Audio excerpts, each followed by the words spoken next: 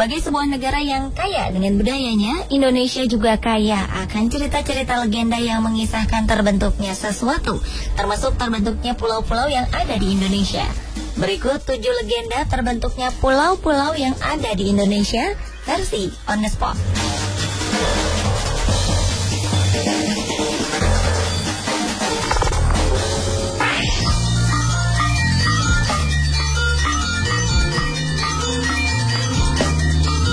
Menurut legenda, Bali awalnya merupakan daratan yang tergabung dengan Pulau Jawa. Berawal dari kisah seorang Brahmana yang bernama Sidi Mantra, yang sangat kaya dan memiliki anak yang suka berjudi, yang bernama Manik Angkeran. Sang anak akhirnya mempertaruhkan harta kekayaan orang tuanya sampai habis, lalu berhutang pada orang lain. Melihat kesulitan anaknya, konon atas petunjuk Sang Hyang Widi, Sidi Mantra menemui naga sakti, penjaga harta karun di kawah Gunung Agung. Setelah hutang terbayar atas bantuan naga, sayangnya Manik Angkeran tetap suka berjudi. Demi harta, sang anak menemui sendiri sang naga dan berhasil menipu. Karena marah, naga sakti pun membakar Manik Angkeran hingga meninggal. Sidi Mantra pun kemudian memohon agar naga menghidupkan kembali anaknya. Dan naga pun mengabulkan permintaan Sidi Mantra. Setelah keinginannya terwujud, dengan kesaktiannya, Sidi Mantra mengeluarkan mata air di antara tempat dia berdiri dan anaknya, agar sang anak dapat hidup terpisah dengan orang tuanya. Lama-kelamaan, tanah tempat mereka berdiri dipisahkan oleh air dan membentuk sebuah pulau kecil. Pulau yang terbentuk itu adalah Pulau Bali.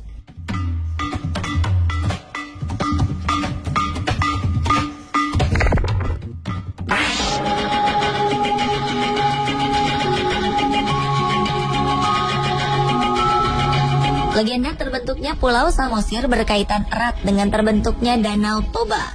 Konon, seorang pemuda bernama Toba menikahi seorang wanita yang tidak lain adalah jelmaan dari seekor ikan. Sebelum menikah, sang wanita meminta Toba untuk berjanji tidak akan mengungkit lagi dari mana ia berasal. Mereka kemudian dikaruniai seorang anak yang diberi nama Samosir.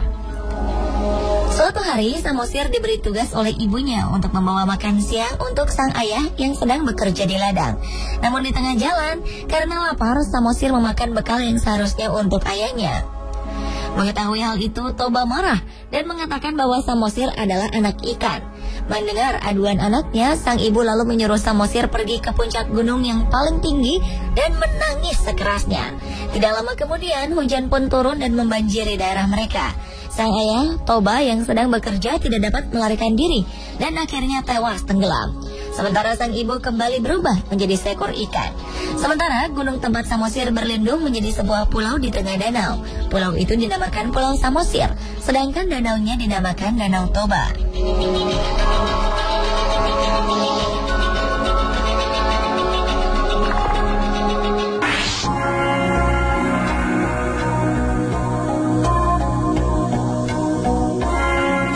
Asal-usul nama Madura berawal dari pembuangan seorang putri raja bernama Raden Ayu Tunjung Sekar ke hutan karena hamil padahal belum bersuami.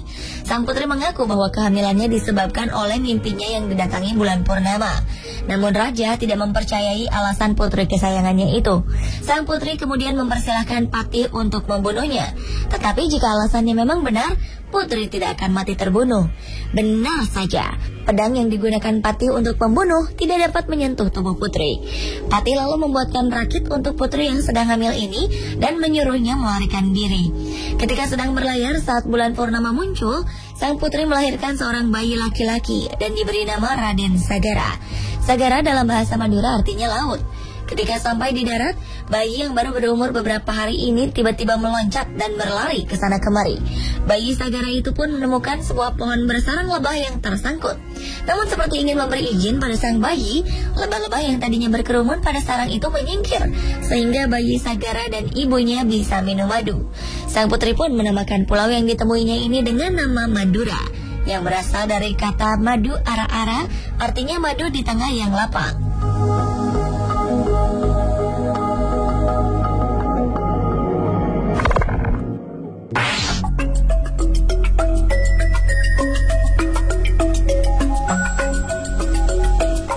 Cerita tentang terbentuknya Uniknya Pulau Kalimantan berawal dari dua dewa yang bersaing merebut hati manusia untuk menyembah mereka. Salah satu dewa, yaitu Dewa Wilayah Atas, membangun sebuah gunung yang terbuat dari emas. Melihat hal tersebut, Dewa Wilayah Bawah iri. Ia pun akhirnya membangun gunung yang lebih tinggi dari milik Dewa Wilayah Atas, namun dari bahan yang tersisa, yaitu batuan dan tanah. Konon manusia lalu menertawakan gunung buatan Dewa Wilayah Bawah karena dianggap berbentuk jelek dan tidak seindah gunung emas buatan Dewa Wilayah Atas. Dewa Wilayah Bawah pun marah. Ia meremas bebatuan yang sedang dipegangnya. Tapi ajaib, bebatuan itu berubah menjadi batuan mulia seperti batu merah delima, zamrud, safir, dan permata. Dewa Wilayah Bawah akhirnya menggunakan batu-batu mulia ini untuk menutupi gunung yang sudah dibangunnya, dan rakyat pun beralih menyembah Dewa Wilayah Bawah. Pertempuran antara sesama dewa pun kemudian tidak terelakkan. Lama-kelamaan kedua gunung meledak bersamaan dan mengeluarkan bebatuan indah yang tersebar ke seluruh wilayah. Kedua gunung pun mengeluarkan lahar panas yang akhirnya mengalir ke laut dan membentuk sebuah pulau. Pulau itu adalah Pulau Kalimantan. Konon katanya bebatuan mulia yang berasal dari pertempuran kedua dewa tertanam di dasar Pulau Kalimantan dan akan digali oleh 1000 generasi di masa depan.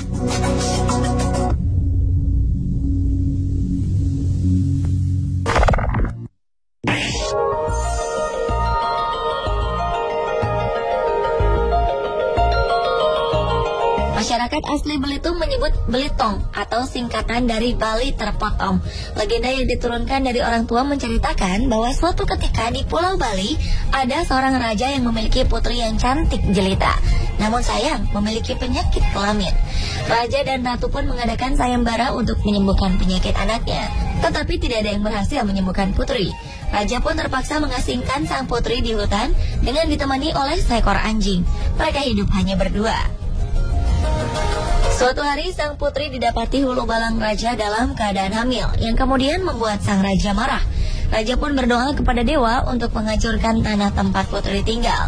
Hujan dan petir kemudian terjadi di sekeliling putri dan anjingnya. Tanah itu pun lama-kelamaan retak dan terpisah dari Pulau Bali. Tanah yang terpisah diombang-ambingkan ombak hingga sampai ke dekat Pulau Sumatera. Ada 2 nelayan yang melihat tanah itu, kemudian menancapkan jangkar hingga tanah tidak bergerak kemana-mana. Tanah itulah yang menjadi sebuah pulau yang dinamakan Pulau Belitung.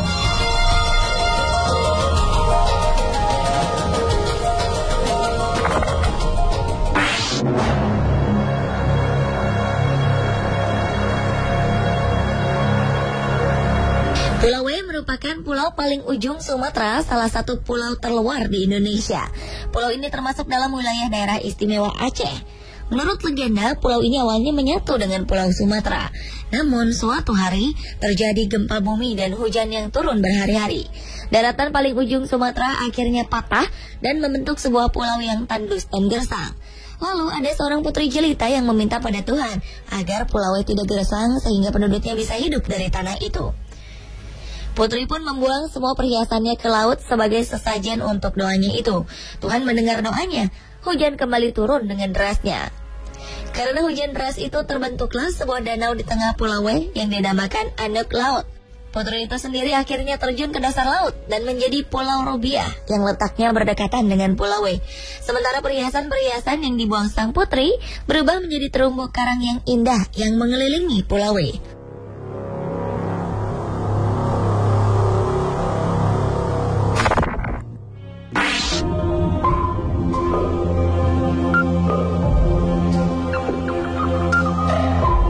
Selama ini Nusa Kambangan dikenal angker karena ada sebuah penjara untuk narapidana kelas kakap.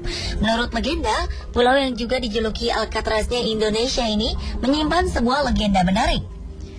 Cerita ini bermula dari seorang raja bernama Prabu Aji Pamoso yang disegani rakyatnya.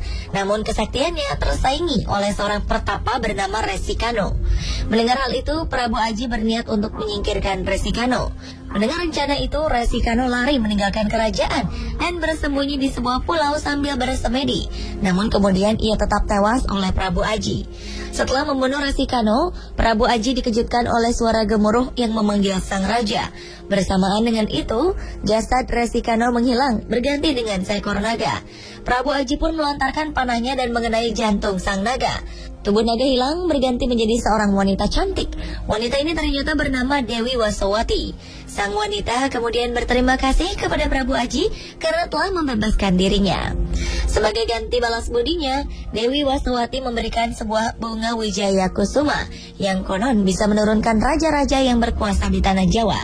Pulau itu pun dinamai Pulau Nusa Kambangan, yang artinya pulau yang ditumbuhi bunga-bunga liar.